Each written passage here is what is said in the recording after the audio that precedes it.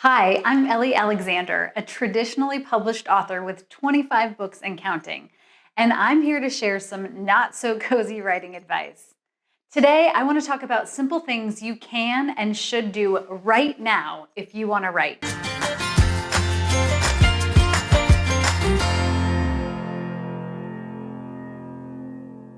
First and foremost, you should read. Yes, that classical advice that I'm sure you've heard time and time again is to read everything you can. And that's very true.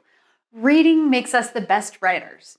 Reading helps us develop our own voices as writers and gives us insight into plot and structure and pacing. But in addition to your normal reading habits, you should read some of the top-selling books in the genre you want to write. Get yourself to the bookstore or your local library and spend an hour or two perusing the shelves. Look at titles that are being featured in the genre you want to write and then read them. Don't just skim them, actually read them. My college writing professor once told me that I needed to become intimately acquainted with the comma. Isn't that the best line? I'm going to borrow it for you. You need to become intimately acquainted with the genre you want to write. Which takes me to my next piece of advice. Read like a writer. The best way to study the craft is to immerse yourself in it. In this case, you're going to read those titles that you've picked through the lens of a writer. Get a notebook or pull up the Notes app on your phone or iPad and take copious notes as you read. How did the book hook you to start? How did the writer build the world that you're inhabiting on the pages of their book? What sort of character development is there in the book? How do the characters draw you in? What sort of interesting tics or quirks do they have? Can you guess what sort of a journey or quest the main character is on?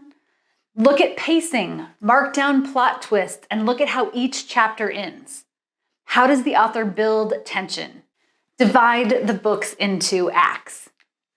Look at each act to see where that tension builds, how you reach that most important critical climax of a book, and then everything gets resolved at the end. It's so important at this stage of your career to start thinking and reading like a writer. The next thing you need to do is get your social media profiles now. Do not delay in this. I was doing a live Q&A with the students in my Author Academy a couple weeks ago, and I shared with them how important it is to secure your author social media profiles now. It doesn't matter if you're not going to do anything with them until you finish the book, although I would suggest starting to build a platform now by sharing little snippets of your writing process. But even if you don't want to do that, please trust me that you should sign up for author social media accounts now, as in today. Names disappear so quickly, and having an online presence is going to be critical for selling and marketing your book, regardless of how your book ends up published. You should set up professional accounts on each social channel. On Facebook, that would be an author page, on Instagram, a business profile, and so forth. Secure more channels than you think that you'll need or use.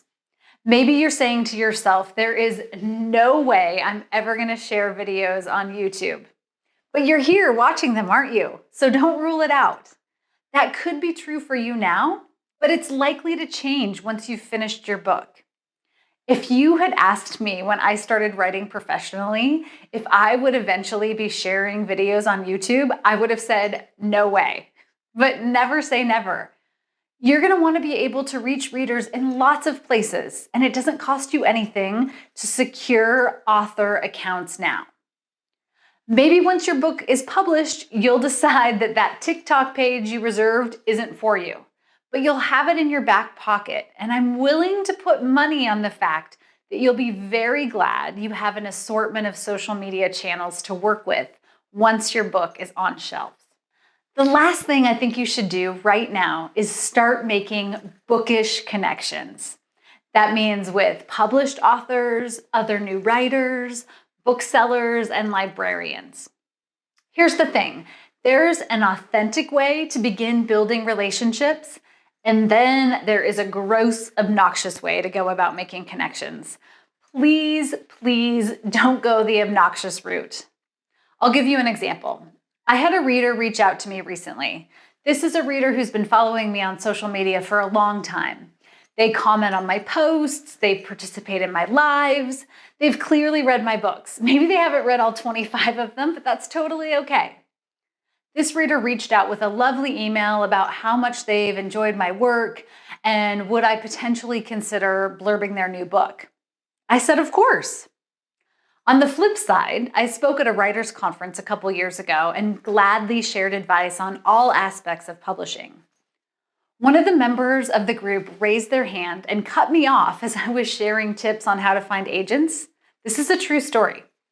This person said, I am not interested in you or your books or mysteries. I'm just here to get your agent's name and a recommendation. No, gross. That is not how professional people build relationships. I had never met this writer before. They were writing in a completely different genre, a genre my agent doesn't even represent. Needless to say, I did not give this person my agent's name, nor did I send my agent an unsolicited recommendation on a book I hadn't read. You should genuinely engage with other writers and bookish people. I think it's a great idea to introduce yourself to booksellers and librarians, again, in a thoughtful, professional way. If you're in the position to be able to buy books from a local bookstore and support them, do that. Attend events at your local bookstore or your library. Go to hear authors speak or join in their online events. Not in a self-serving way. Book people are smart. We're going to see right through that completely self-serving behavior. Building reciprocal relationships is the key. I support independently owned bookstores. I buy books from them. I talk about them on my social media, not because I want them to only carry my books, but because I want them to stay in business. I know how critical bookstores are to the success of me and all of my peers. If you show up in an authentic way and support other authors, booksellers, and librarians, and build lasting relationships, those connections are going to become your personal cheer squad when your book is out in the world. And trust me, you're going to need all the cheering you can get. One last thought on this, making connections with other writers, is doing that with writers who are at the same point in their journey as you. Writing is hard. It is a singular journey when you're working on word count. It's really important to have a network of people who are slogging through a first draft. These connections can help push you ahead or just be a sounding board when you want to rip your hair out. It's you and your laptop when you start writing, but that shifts once you've finished a book. That's why in my Author Academy, I have a group set up where everyone can share advice and commiserate together. It's important to know that you're not alone when you're writing. Plus, those fellow writers could end up becoming your beta readers. They might end up blurbing your book. They're going to be the ones who evangelize when your book hits the shelves, and hopefully they'll also become longtime friends. If you're ready to dive into mystery writing, check out my Mystery Series Masterclass and coaching packages. Be sure to subscribe to my channel and click the bell to get notified whenever I share new videos. And I'd love it if you'd follow me on all the social accounts below. Happy writing!